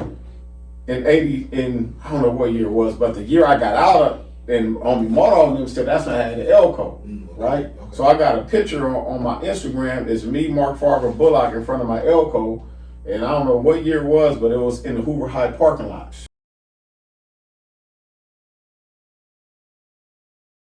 Right, I had on the blue khakis, the white tee, the Fila, the Turkish chain, the Turkish robe. Mark Farber had on the Fila, and Bullock had just got out. Yeah. So that day was Hoover graduation. So you know how you coming down Highland, I think that's Highland on the other side of Hoover by the football field. Yeah. By the entrance of the football game. Is that 44? Highland? That is 44. 44. That is 44. Highland's the next one. Yeah. It is 44. Yeah. Yep, it is 44. So I was coming down that way, and then they had a graduation ceremony, right? Yeah, yeah. And so I went all the way and turned that corner, music in the Elko, booming, that shit slapping, hella slapping. Yeah, yeah. I don't know if I was bumping Deary Vet by LL or bumping Freaky Tales by Too Short. I was bumping one of them. I come back around and the police waiting on me. Gave me a ticket for 9 minutes. I stopped the whole graduation. Yeah, they couldn't even do no more announcements, nothing. And you turn and come back, they had me right there. So that's what when you said about the Elko, how was it at Hoover? It was the year I got out after that. Okay, y'all smashed it. Yeah. Because even when I went to Central, the lady had cut. She was closed the window because somebody be bumping down the street. The Beastie Boys. Yep. That was us. You know that one? Yeah. The one where it sound like the beat was backwards. Yeah.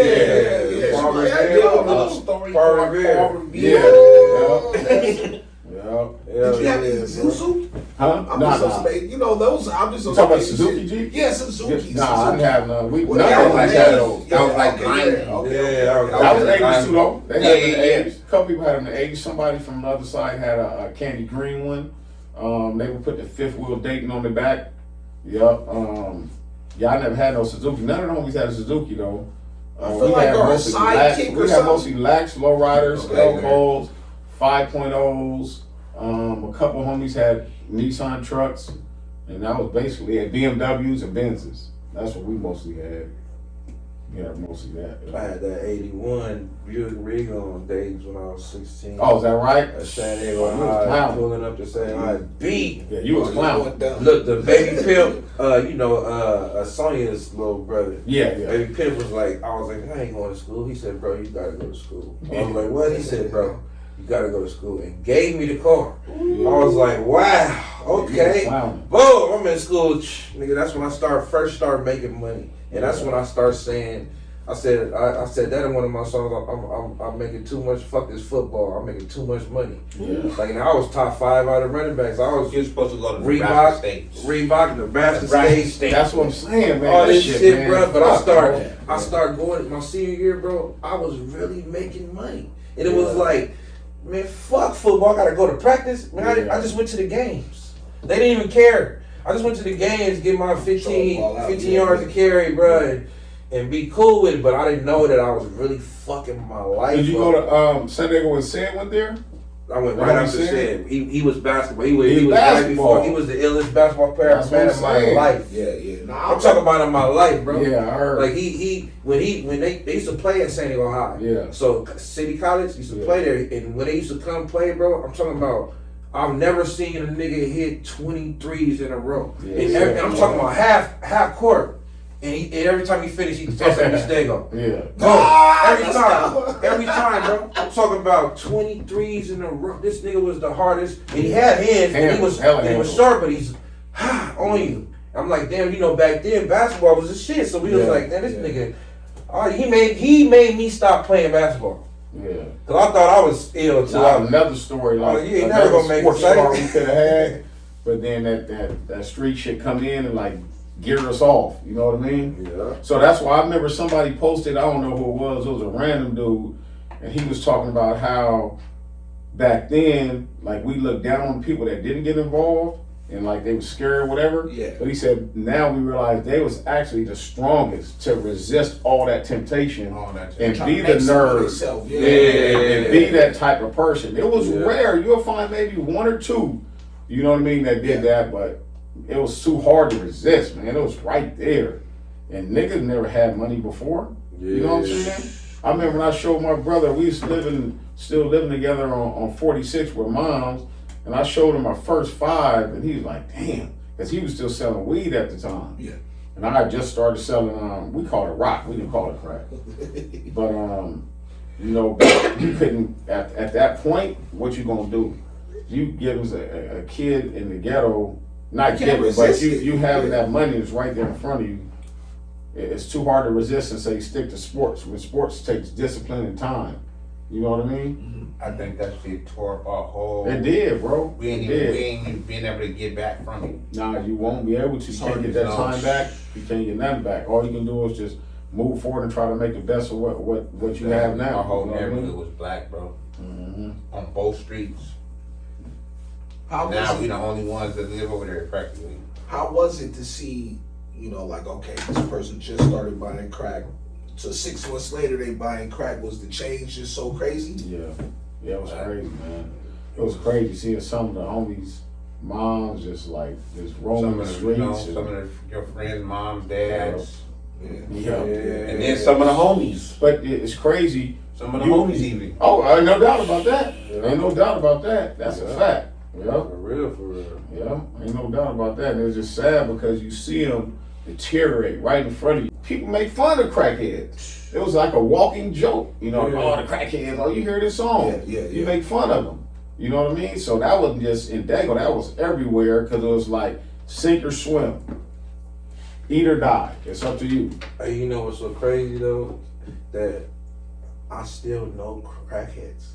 I'm talking about that's old. Like still Oh yeah. Oh, I've never seen nobody do drugs longer than a crackhead. Yeah, I know. That's why they talk shit about them. That's what I'm saying. Man, they resilient.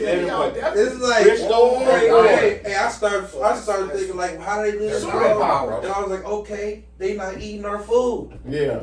You never know. They fasted forever, right? They got 12 pack of Very fast. No, for real. 12 packs. Seem like their cars never break down. Yeah, bro. Them niggas is amazing. Do y'all remember that white crackhead Danny? He was like the mechanic in East Dago. I don't remember him. Nah, that fool was sick.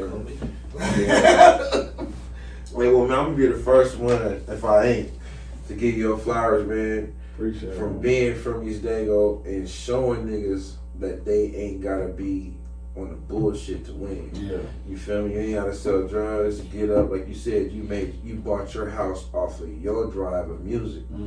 Hand-to-hand combat, nigga. That's like you took what you used to do and put it into something positive and did the same thing. And not only that, though, It's just different. not to interrupt you, but to interject on that part, I did off the music, but I had a job the whole time. Yeah. You know what I mean? So if it wasn't for the job, I would have to spend the music money. Yeah. Right, so let's keep that in there, because I don't want people to get that impression that we looking down on jobs. It ain't. We all had to bust down and get jobs, bro, because that's the only way you're gonna beat somebody in this society, bro. Yeah.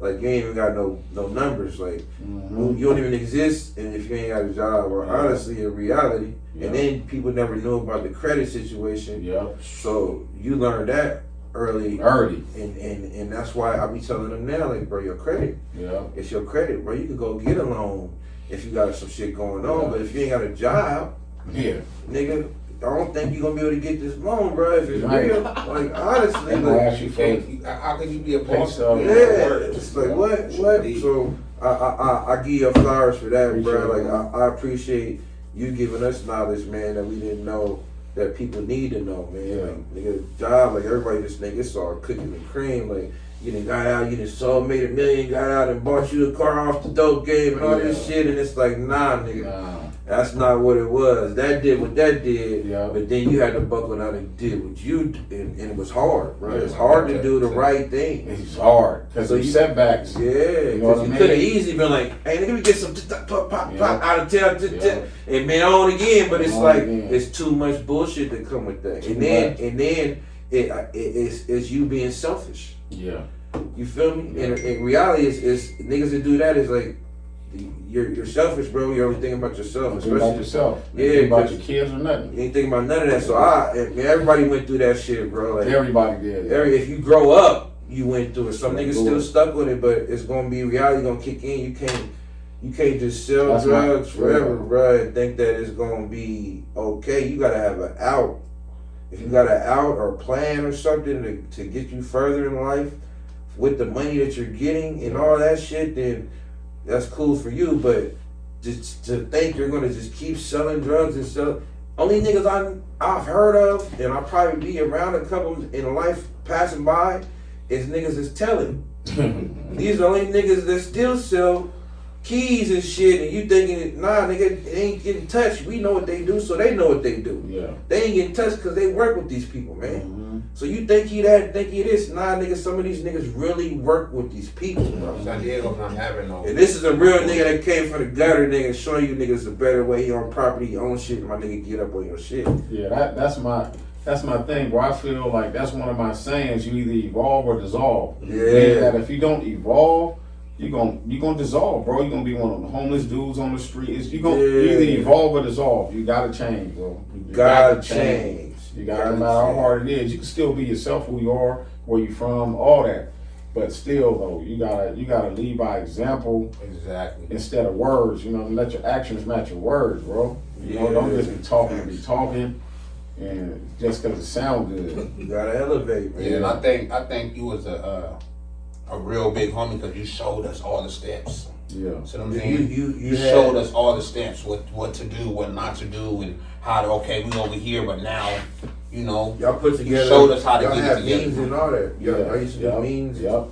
And homies got this business. He got this business. He got this business. Try to pull it together so we can all use each other. For what we use each other for. We still got this going. We're gonna put that shit back together. Back together. And then just from those meetings, you got to think like. Shit still comes out of that. Yeah. You know what I mean? Like the homie Mike, which is Drama Dave's brother, like I still need his advice to this day on certain things. So I call him and say, hey, man, I got this issue with the flooring, how this work or this insurance claim. Like it's always there. That network is there. Yeah. And like the homie LD's electrician, Mooch's electrician. I done used Mooch before. I done used Bullock before. And I'm going to tell you, anytime any of the homies I hit up that got a skill and I need them for something, the price is never negotiable. Whatever your price is, I'm paying it. Yeah. I ain't going back and forth with you, saying like, man, can you hook me up? Yeah. Tell me your price, I ain't gonna even dispute it. That don't even matter. Yeah, that's your price. I'm putting money back in our that's your price. That's your price. That's real support. I'm telling you, that's your price. I'm real support, bro. Now if it's somebody else, which I have done before, you call a random or I got a handyman, they say, man, I'm gonna charge you $500 for this. Come on, man, I ain't paying no $500. Let me go somewhere else. Yeah. Like I've had people do that before. They try to overcharge me for a repair on my rental property because they're trying to come up on one fix. Then I search around for somebody else and find a better deal. Yeah. You know what I mean? Always gonna be that. Always gonna be that. But if it's a homie, I ain't even questioning the price. I ain't even asking for no other opinion or anything. You know, I'm just gonna pay it. You know what I'm saying? That's why I try to go to them first, but a lot of the homies work. So Mook's only available on the weekend. He might have a weekend job, so I ain't got it right now. Sometimes, but it's not accessible. He got a family, a house, and he tries a lot. He own property too. Exactly. Bro, I'm telling you, I did this one day. I got it in my notes in my phone one day. Right back to what you said about humbly, East Dago is the flyest niggas. Yeah. On that side, on the blue side, we've always had the most money. Humbly. I'm saying that, right? Yeah. So one day on my phone, I made a list on all the homies that own property. There's like 9 of us, bro. Yeah. Like, if you go to some other hood and see that, Like that statistic right there. We ain't talking about cars. We talking about something else. Yeah. And I had a whole list, and I might have missed some people. Yeah. You know what I'm saying? I might have missed some people on the cool. Yeah, but just on that alone, I wrote that list because that's where my mind was at. Like, okay, we was doing this back in the day, and we spent all our money on cars, which cars is cool.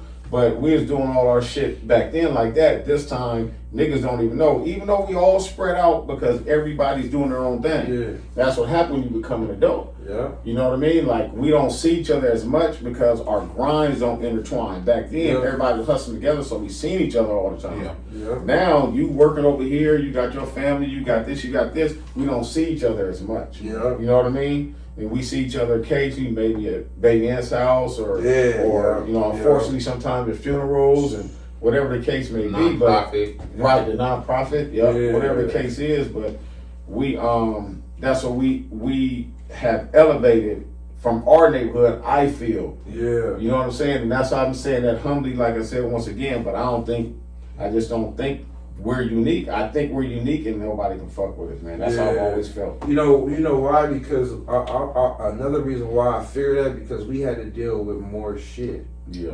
You feel me? You hit a corner to be this. Man. You hit a corner to be that. If you, in the coast, you hit a corner, you see coast niggas. Right. In the hood, you hit a corner hood, you see hood niggas. Because these Dago so big. These Dago, you'll see blood blooming, now you're into it. Pop, pop, pop. It's immediate. It's immediate. So it's like, nigga, we going through it, nigga, and then everywhere we go, we not that deep. Exactly. Like I was in school by myself, nigga. I'm the only Dago nigga, and I'm fighting with everybody though. Yeah. I'm not I had to fight with everybody. Mm-hmm. Like I'm talking about Bloods, Crips, because it was like he's Dago. What is his Dago? I'm like, I'm gonna show you. Pop, pop, pop, pop, pop. That's how I got my name. Yeah. Beating niggas up. Yeah. You feel me? All my life then I start training boxing, and then me and Moose start training, and then I'm training boxing, and he's a professional fighter, and I got 15, 20 kids I train, and then I train adults. Like, I love helping people, and I don't charge nobody, bro. Yeah. I just love helping people because I know it make you walk different, it make you talk different, you feel different, you don't crash out. The discipline is there. You're not discipline is key, bro. You're not going to crash out and kill a nigga because you can fight, bro. Yeah. You can fight. So we always, all my LD, because I came up under LD. I seen him last week. LD and Lil Pimp. Yeah. So them is the two niggas when they was above me. So I'm with them. And when I say we get into it with everybody, because we from East Dago, so it's like we had to demand some respect. We had to push. It wasn't we just there. Niggas always try to press it because we was fly, nigga. Yeah. You feel me? I'm pulling up in a Hummer on 30s, nigga. And I'm 22, 23 years old. Yeah.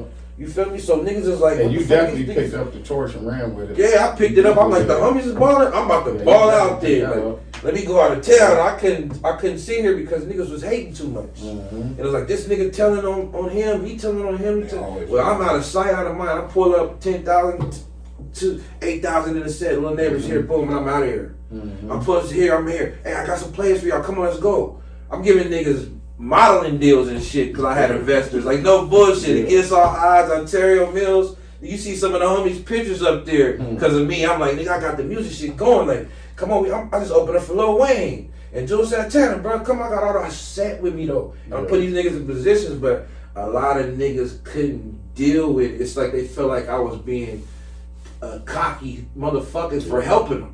But that's the thing, though. So I had to it's hard, bro, because you gotta understand that everybody's understanding ain't the same. Yeah. And that's why you want to talk to the people that understand what you're talking about, because if you talk to somebody else, they ain't gonna get it. And it's unfortunate. You know what I'm saying? You want them to understand your perspective and your logic and how you move, but then if they don't understand it, you can't really force them. They might not be ready for it yet. Yeah. They might not be ready for the information or the position you put them in yet. They ain't ready for it, but if they don't be ready for it now, they gonna have to be ready for it later, or they gonna regret it. And I can say then I was selfish to my set. You feel me? I put more into my set than I did than my kids did. You feel me? I was really I got it on my chest still, nigga. So it was like, nigga, I'm helping you. Why are you mad at me? Yeah. Like, what are you mad at, bro? I just gave you $2,000 to pay your. What are you mad at me for? They took it like I was some niggas take like you being a cocky nigga. Like I never was that. But you know what too? You gotta get to the point where like everybody's opinion don't matter. Yeah. You know what I mean? Like, nigga, why am I valuing your opinion? You give yourself too much credit to think that I value what you say about me. Yeah. And then nigga will get mad, or broad will get mad if you don't believe what they're saying about you. Yeah. Now I know myself. How you gonna tell me about me? You know what I'm saying? You know what I want you to know. Yeah, exactly. That's your problem that you have. That ain't got nothing to do with me. So what you're saying about how niggas was upset and they thought you was cocky or whatever, they just their opinion. You got to get to the point where their opinion don't even count. Like, man, bro, you ain't even doing that. Why am I worried about what you talking about? I got to value somebody else's opinion. Yeah. So I think that I took a lot of niggas a while. You know what I mean? I think a lot of young niggas got to realize that because with the social media and the comment section and all that shit is. You gotta realize you can't value everybody's opinion, because if you do, it's gonna fuck you up. It's gonna fuck you up if you start valuing people's opinion that ain't worth valuing. Yeah. Then you're gonna start questioning what you're doing. Yeah. Take you off your whole path. So you gotta be careful with that. And then it really does, because when I stopped giving a fuck about what niggas was thinking and shit, and stopped like, I don't give a fuck about it, that's when my music changed. Right. And that's so hard to do, to stop giving a fuck. Yeah, it was like, by nature, I mean, you can act like stuff doesn't affect you, but by nature, if somebody. But it depends on who's saying it. Exactly. That's the whole key. Facts. It depends on who's saying it, bro. It depends on who's saying it. Yeah. That's what it be sometimes it be the sorry nigga saying it or the bitter nigga saying it. Yeah. So if the bitter nigga saying, I can't even take it to heart. Like, who cares what you say? Who cares? Who cares, bro? It don't even matter. Like, come on. They don't even make me money. Yeah. Cause it's like a lot of niggas want to be like needed. Like when you from a hood, you want niggas to need you and want you around and do this. So I knew niggas was leeching on me. For one, I was one of the niggas that was really putting in some motherfucking work, nigga. But I also was balling out of control and putting niggas in situations to make money. Yeah. You feel me? And a lot of niggas can't deal with that. Like a lot of niggas can't be around another nigga that's doing a lot, and he's still trying. It's like, damn, it's like I had a lot of kids, my nigga. Yeah. Like for real. Like that's how I felt. Not to down none of my homies like that, but the niggas that I was around, that's how I felt, because they was doing shit I wasn't doing. I didn't smoke sherm. I didn't snort. I smoked weed, nigga. That's it. So it was like, you high, nigga, you in the car with me on sherm, you jumping out my car to do shit. It's like, nigga, I will never be with you again. So I had to learn the hard way that you can't hang with everybody. You can't be around these niggas that's gonna put you to lose your life or get life. Nigga, cause you high. Yeah. I know a lot of niggas got life because they high, bro. Yep. They was high as a kite. High as a kite. That's the only way they could have done it. Man, I know a couple homies that went to jail, did 17, 16 years for being high. Nigga, for being high, you can't take that shit back. So I was always the nigga to push the line against them on that. Like, nah, nigga, get off that. So I try to kick a nigga under the wing, but I had to learn that's not my job. I thought it was my job because I'm East Dago, 44th Street. Boom, bam, I live right here. I've been, come on, man, the homies, come on, we doing it. I thought it was my job, nigga. So then it was nobody else, though. Right. You feel me? So it's like, nigga, I had to grow up. Like, nigga, when I got shot, that's when my life changed. Yeah. It took for me. Y'all family took hella losses, bro. Man, y'all family. Every time I ever hear about it, I like think about y'all like, damn, I know Psych going through it, man. Y'all took hella losses, bro. Hella, bro. Yeah. I know, man. Y'all took hella losses. Yeah.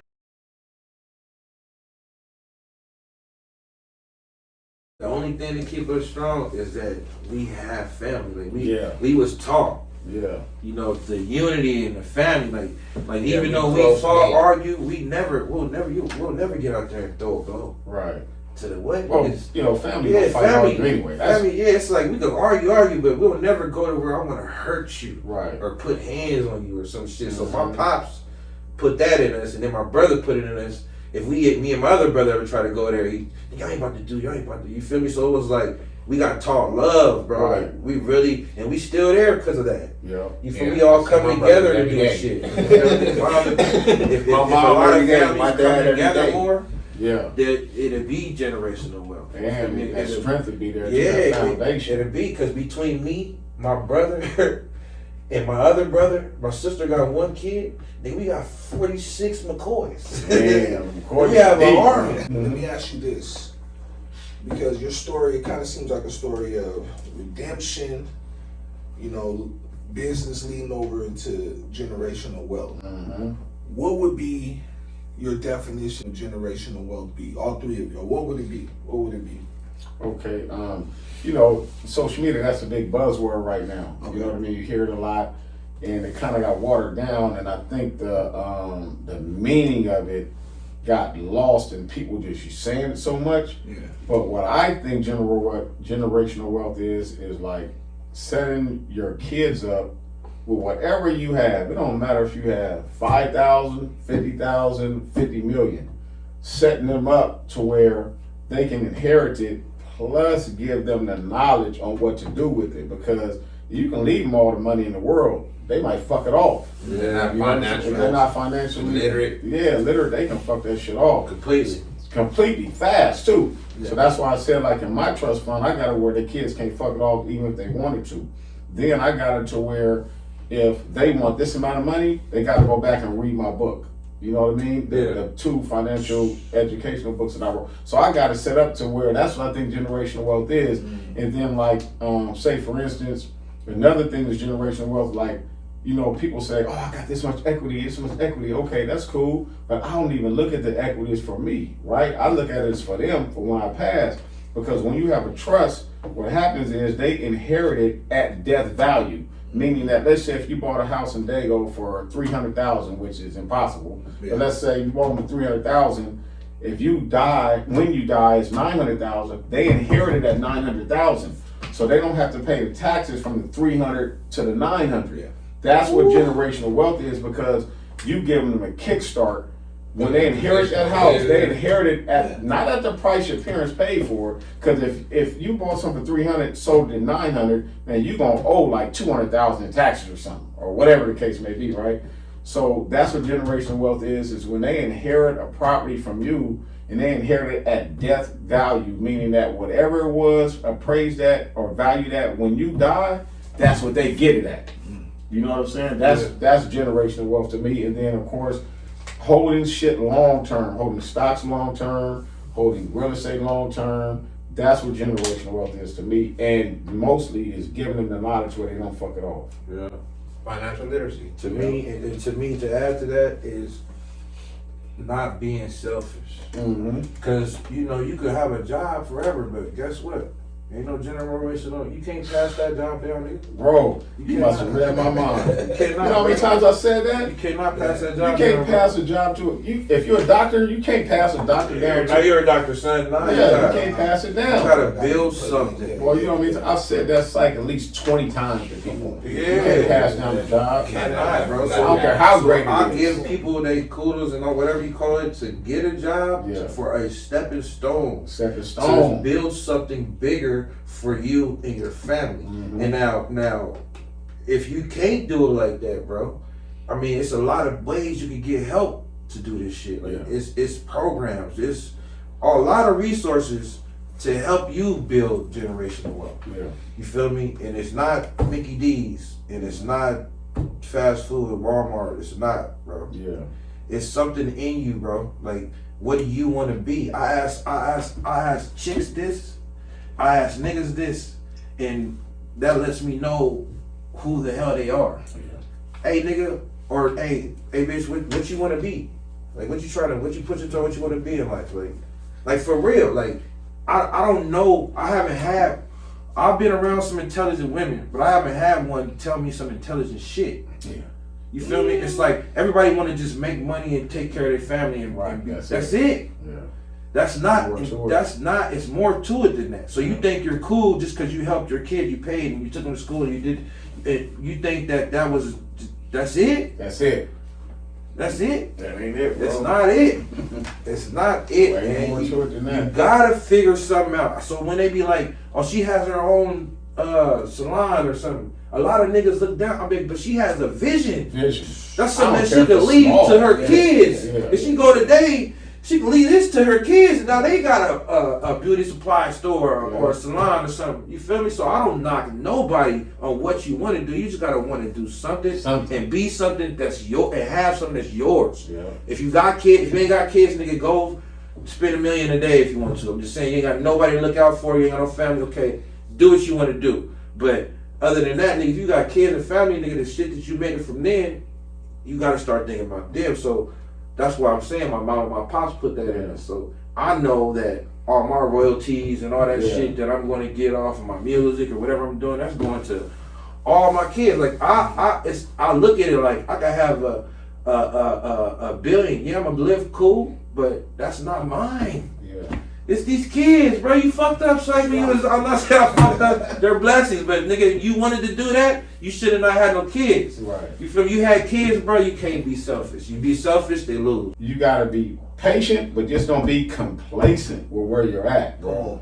You be patient because it's gonna take time. Yeah. It's gonna take time to come up, all that shit. But just don't get complacent. Yeah. You know what I mean? Like, oh, I'm cool. No, I don't want more out of life. I'm good. I'm good right here. Just keep trying. For me, I think generational wealth is you got to put your attention to your kids because that's your generation. So I'm saying you can do everything you need to do, but if you ain't pass it down to your kids, as soon as they get it, it's gonna be. So I'm saying fighting over the properties and you see what I'm saying. If you generation wealth means when you're gone, what you did on this planet is still going. Still going. Your property is still going. Your business is still going. Everything is still going. You gotta raise your kids into actually doing what you do. So what I'm saying, if not, what is gonna work? They're gonna sell your business.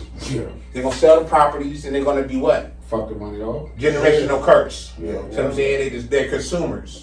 We're still involved with Pop's plumbing business. Damn. I've been doing plumbing since I was 9 years old. We do all of that. So I'm saying he's a master plumber, so his shit is still going. He's living, but I'm saying he can't do nothing. We got to do it, but it's just still going. You feel me? That's something. And then when it's gonna still go, it's still going. He showed us how to get. Always gonna need a how to get a business. Listen, he showed us how to get a business, and he gave everybody in the neighborhood jobs. Everybody. Cisco, Choo Choo, all the homies. Marv, he gave everybody. All the homies jobs. Moms and Pops gave. All of them, bro. A lot of homies jobs.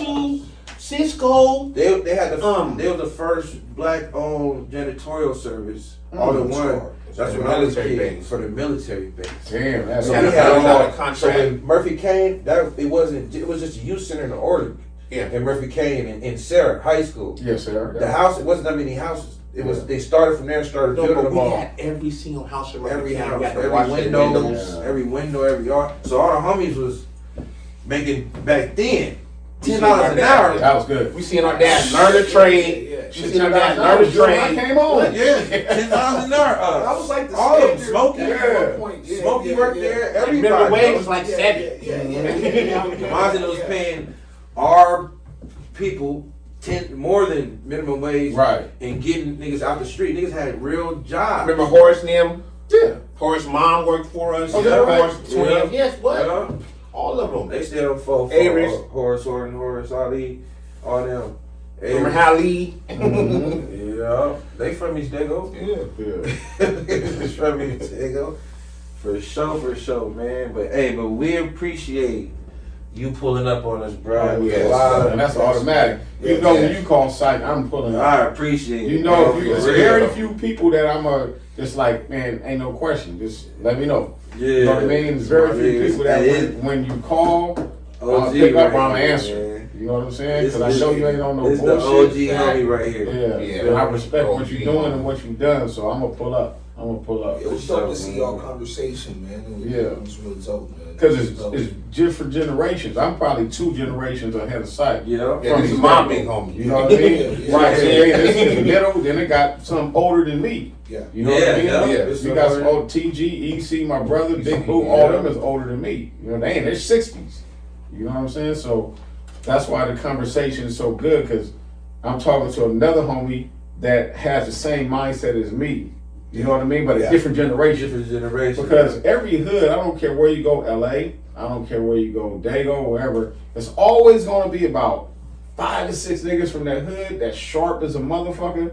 And if they wasn't in this environment, they would have been something else. Yeah. You know what I'm saying? Yeah. But this environment, they still excel at this environment, and people look at them as so-called leaders is because of how they're sharp and they're intelligent, so they lead the way. Yeah. And a lot of them change their route and become good examples. You know what I'm saying? And so that's why this conversation is so good, because that's how I feel about Psych. So I'm gonna give you your flowers, because that's how I feel about you, and that's why I always pick up. For real, hey, you know what I'm saying? 1,000,000%. Sure. I appreciate you, bro. It's nothing but love, my nigga, for sure. Cause you did lead the way, Jack, on a lot of shit. I got one more question before you go. Yes. The cannabis stuff. Oh yeah, okay. You gotta touch that. Yeah. You gotta touch that. Oh yeah, Buzzing Roses, man. Right. You called and put me on the list. Yeah. I couldn't get my stuff. I know, couldn't get your stuff. I appreciate that. So Good looking out, bro. We on this contract, me, Armand, and a few other people, we on this contract with the County of San Diego to develop the social equity program, right? Social equity program basically is for people that have weed cases from, I don't know, the starting year might have been the early 80s or late 70s, but to 2016, right? And basically it was the war on drugs, how we got affected from the war on drugs, and they criminalized marijuana. So we was contracted to design the program. So our job was to find the people, which are the homies, because the county people, they don't know how to reach the community like we know how to reach the community. So we reached the homies and trying to get this program off the ground. And in December of this year, they're going to start issuing the licenses for the county of San Diego, not the city, because the city dropped the ball. The city let us down. We was going to get one for the city, but the county came through. And being that I'm on a contract, even though I qualify, I can't get it. So I sacrificed myself, so did Armand. We sacrificed, like, you know what? We're going to try to help all the homies. And we can't get no license, even though I qualified, because we was on the contract with the county. So we sacrificed us trying to get one just to help all the homies. And we got a lot of homies on there, man. We got a lot of homies on there, and I'm praying that one of the homies get it, because I'm going to tell you something, too.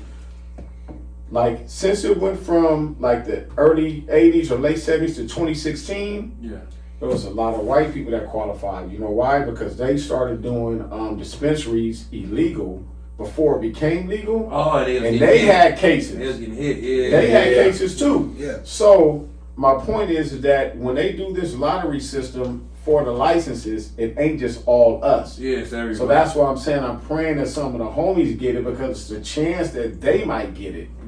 And they wasn't really the victim of the war on drugs. They just got caught at the tail end. That's why I wish. They got caught with millions of dollars. Yeah, man, come on, man. Yeah, millions of dollars. That was the number. Millions. They basically had dope spots. So right now they having the classes once a month at City College, and two brothers from LA that are in the game up there.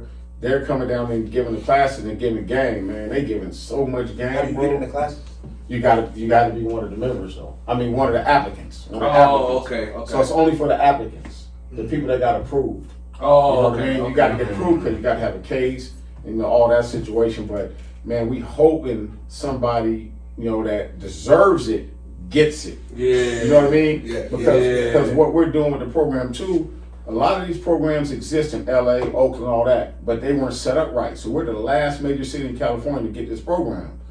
So we're making sure that the homies don't get taken advantage of, because what was happening in LA, people are buying the people out the license 50 racks. And then the license might be worth $2 million, giving them 50 racks, and then Oakland the same way. And then San Jose and other places the same way. So what we did is we set up to where whoever gets one of the licenses maintains 51% ownership. So you can partner with a Walgreens or whoever, but they only get 49. You know what I mean? So they're only getting 49. So it takes a lot of money for a dispensary. A lot. Right? And our applicants ain't gonna have it. But we got the license. You know what I'm saying? So a lot of times people are thinking like, well, why are you giving them a license? They ain't got no money to start a business. No, you're missing the point. They're gonna own 51%, and believe me, when they get this license, motherfuckers gonna want to partner with them. Because they can only have a certain amount of stores. On a certain amount of stores. Cookies only can have one store here. Right, but they're allowing for the social equity program 13 more stores, that any other existing dispensary, they can't expand. You know, they can't expand on their own, so they have to partner up if they want to expand. Yeah. So it ain't like, oh man, the homie got he got one of the licenses. He don't know what to do. You ain't gotta know what to do. But we gonna set up to let it. You ain't gonna get in no predatory deal. We ain't gonna let you sign no contract. They gonna take advantage of you. That's our goal, is to set the homies up straight. You know what I mean? Because it didn't happen in LA. But you have to have had a case? Yeah. Okay. We gotta have a case. I got a weed DUI and I couldn't. They said it was too old. I couldn't pull mine up. Yeah, that's what social equity cannabis program is. It's for people that got arrested. But they gotta be in San Diego. Gotta be in San Diego County. Yeah, because I was trying to do it. Yeah, San Diego County. Yeah. That's crazy because cats was getting years for like 3-4 pounds. We got homies. They did 4 years for weed. We got homies that did time. CA did 4 years for weed. Like, we got homies that went through that. I just, my personal opinion is I wish they would have stopped it, not let it go to 2016. I think they should have stopped it maybe, my personal opinion is maybe 2000. Then that would have been more reflective of the war on drugs. Yeah. Because the people that caught their cases after that were people that had big money, that had dispensaries, but they wasn't legal. But they just got cracked. Social equity, it don't even apply to them. Really. Because a lot of them even went to jail with 50 million. Remember? 80 million. The one cat. Yeah, 80 million. He went to jail. He only did less than a year.